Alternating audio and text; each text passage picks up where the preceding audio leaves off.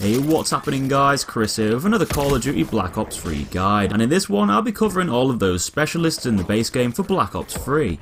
But first off I'm going to talk a little bit about what the new specialists are and what they bring to the table. So specialists are brand new to the Call of Duty formula. They're basically characters that you get to play as in multiplayer, each with their own special weapon and ability. Each of these are different depending on the character, and you can choose to use either the weapon or ability as you play. The weapon is obviously the more violent approach, used to get more kills, whereas the ability is the tactical one to help you out in the heat of battle.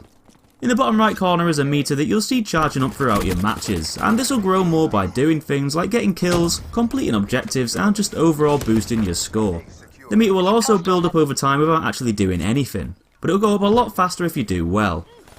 Now, unlike score streaks, the specialist meter won't reset when you die. So you don't need to be one of those pros to be able to use these special abilities, and you'll probably get a few of them in matches just by simply playing the game without thinking too much about them. When you activate one of the weapons or abilities, the meter will go down, and when it's totally empty, you'll have to build it back up again to reuse it. Anyway, enough of all the basic stuff, let's get down to which specialist you'll be able to play as, and what kind of crazy stuff they can do. So the first specialist is Ruing, and his special weapon is the gravity spikes. These are two massive spikes that Ruing can slam down into the ground, creating a big shockwave and instantly killing anyone nearby. Used as more of a close range attack, the gravity spikes create a huge impact in a small space. The blast radius is fairly wide on the ground but not so much in the air. You can use the gravity spikes whilst you're in the air to cover more ground and crash down on an enemy from above. It's a good way of clearing objective points, though you can be killed as you're preparing to slam down. But it's not too bad as you won't lose all of your energy, making it a bit easier to get the gravity spikes once again. As for Ruin's ability, he can use the overdrive to run like a cracked out cheater, making him much quicker for a short period of time. As soon as you activate it, you'll have a sudden rush of speed that you can use to escape an enemy encounter, or get to an objective point a bit quicker. And it's a great ability for rushing the enemy, as you'll become a lot quicker and harder to hit.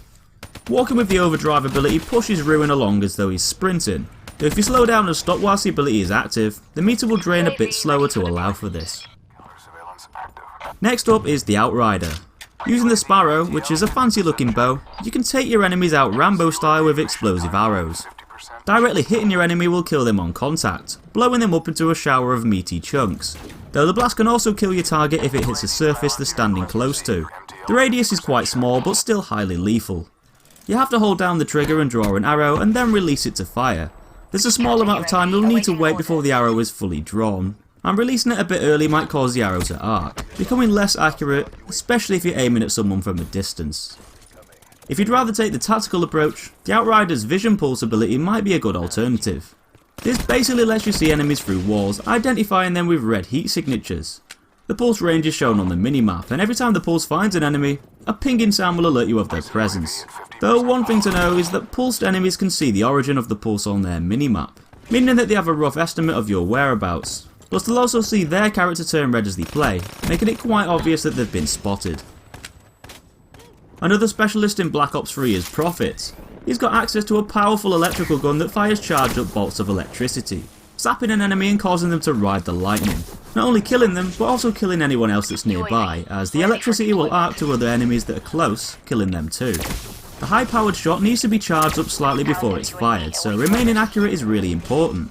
Though the beam that the Tempest fires is a slightly wider area than the typical bullet does. Firing the Tempest from the hip or in ADS is equally as accurate, though you'll probably be able to see your target a tad clearer when aiming down the sights.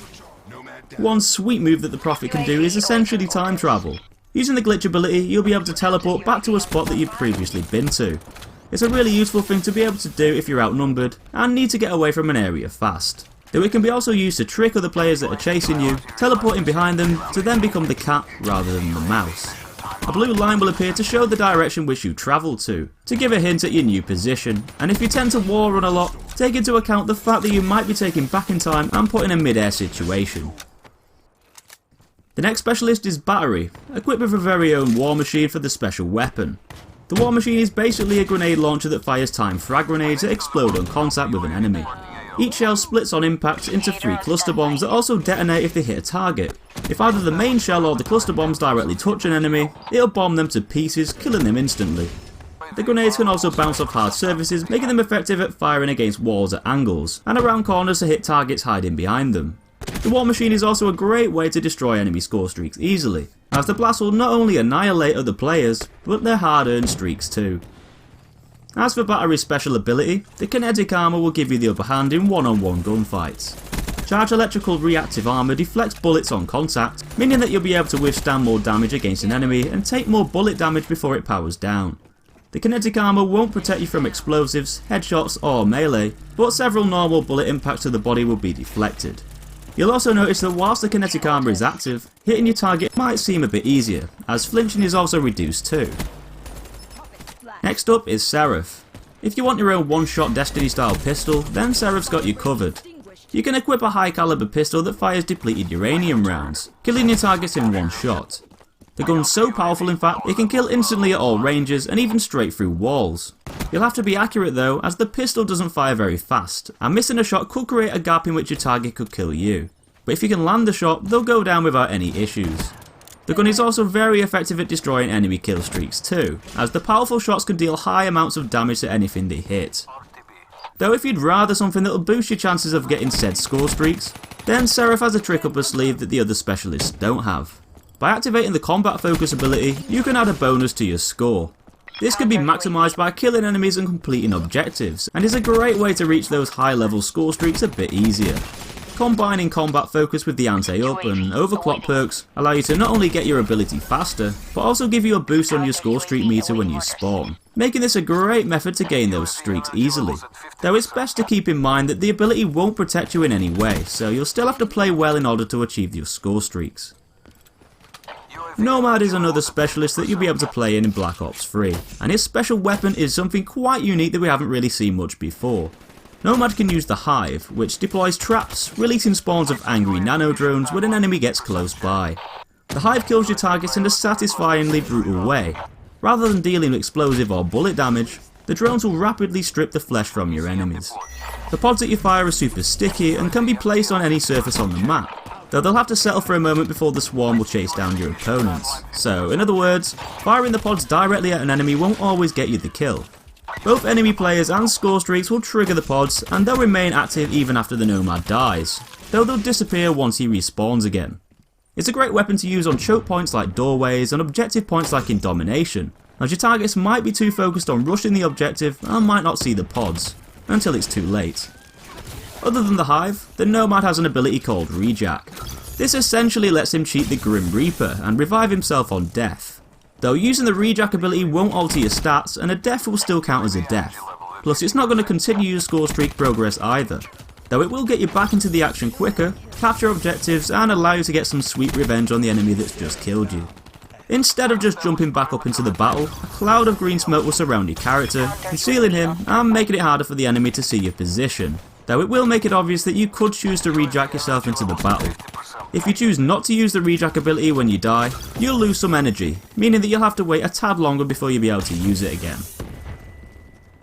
The Reaper specialist is a bit different to the other ones, as in the fact that he's a robot rather than an enhanced human with robotic body parts.